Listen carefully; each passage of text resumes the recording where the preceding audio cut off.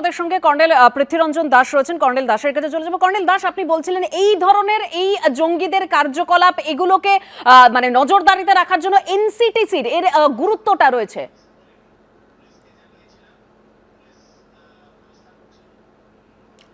Yes, কারণ national counter terrorism centre এইটা এইটা সারা ভারতবর্ষের বিভিন্ন জায়গায় এদের অফিস থাকবে।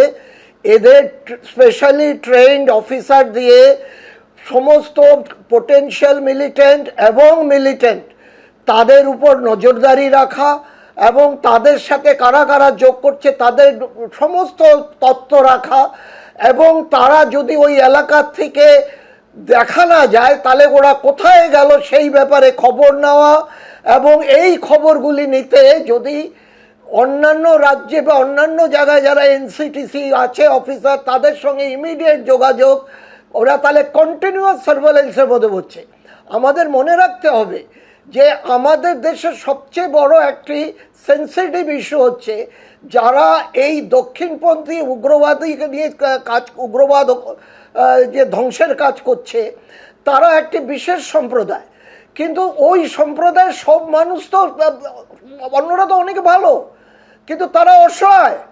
কিন্তু আমাদের কার্যকলাপ এমন হতে হবে পেশাদারিত্বের সাথে যে যে প্রকৃত ক্ষতিকারক তাকে তুলে ধরো, তাকে তুলে নিয়ে আসো, যাতে ওর সম্প্রদায়কে অন্যরা কেউ বুঝতে না পারে, মানে ভুল বুঝতে না পারে।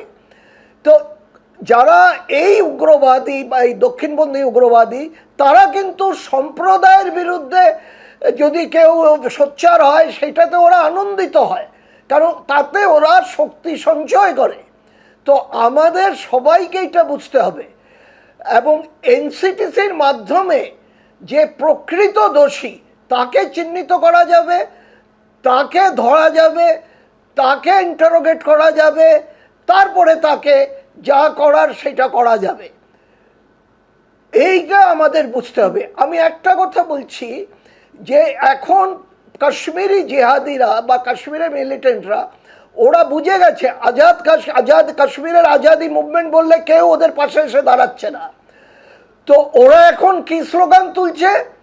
শরিয়ত ল নিয়ে আসো, কাশ্মীরের শরিয়ত ল নিয়ে আসো।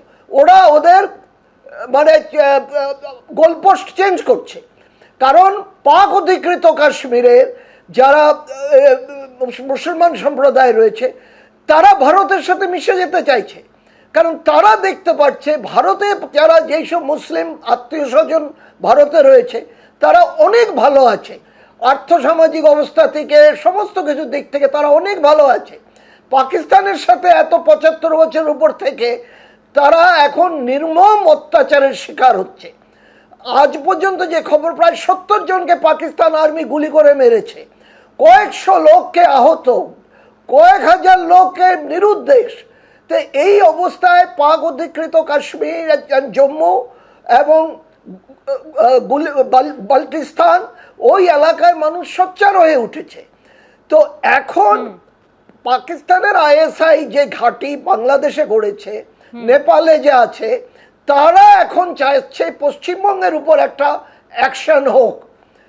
তাহলে তাদের যেসব মুষ্টিমেয় কিছু পালতু জানোয়ার এখানে আছে তারা তাদের মনোবল যাতে উদ্ভূত হয়, কিন্তু সেই জন্য আমাদের প্রকৃত দোষীকে at the fastest possible means এদের একদম। কর্নেল দাস, আপনি যেরকম বলছেন প্রকৃত দোষীকে ধরতে হবে। এই ধৃত জৈশ জঙ্গি হামিম মন্ডলের ইতিমধ্যেই 14 দিনের পুলিশ হেফাজতের নির্দেশ দেওয়া হয়েছে, এবং তার কাছ থেকে আর কি কি তথ্য উঠে আসে অবশ্যই আমাদের সেদিকে নজর থাকবে। আপাতত আপনাকে ধন্যবাদ কর্নেল দাস। এবিপি আনন্দ, এগিয়ে থাকে, এগিয়ে রাখে।